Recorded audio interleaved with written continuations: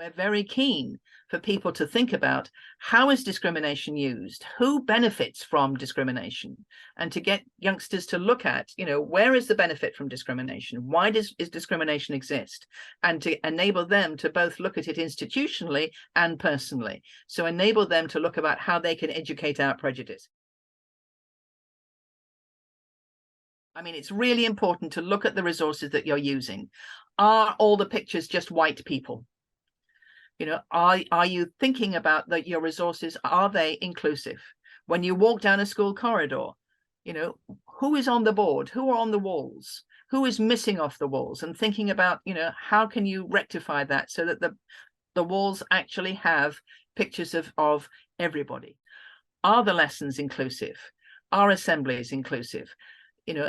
Thinking about when you're looking at the curriculum and when you're looking at the school policies, are they truly inclusive? Are they really thinking about the needs of everybody in the school, be they lesbian and gay bisexual, be they young women, be they have a particular religion, be they disabled?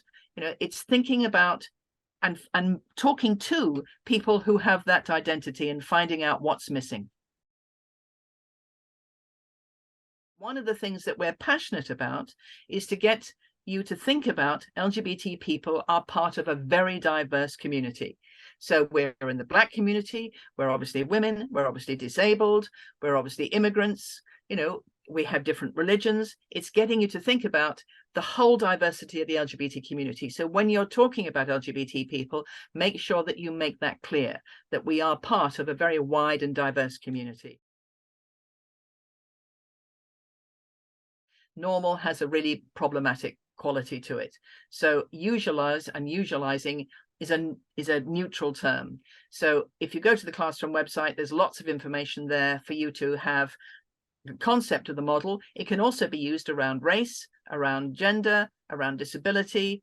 It's a fabulous way of actually thinking about putting in every lesson, whether it's maths or English or geography or history, usualizing us. And so there's an example, for instance, there's a maths lesson there where the shapes that the young people are working on, we tell them that those shapes are made by the tents and pavilions from Brighton Pride. So we're just dropping it in, we're just usualizing it. And there are so many ways you can do that in every lesson. You don't make a big deal of it. You simply usualize the concept of all these protected strands throughout the whole lesson. We're not going to get it right all the time. Language changes, things move on. But I think that the important thing is to be open, is to be prepared to be challenged and not to be defensive if somebody says, I don't think that's the right way to say something. Oh, isn't it? What do you think?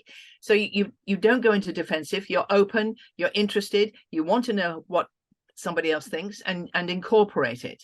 And if you're feeling secure in being sure that you can be open and listen and take on board what people are saying, that's the key. That's absolutely the key. Well, a lot of schools have done some really exciting work in setting up LGBT networks or diversity networks or equality networks in the school and giving the students some space to actually do some work in looking at how the school is run and what is needed in the school to make people feel safe and people heard. And that's a really exciting process that I think a lot of schools have gone down.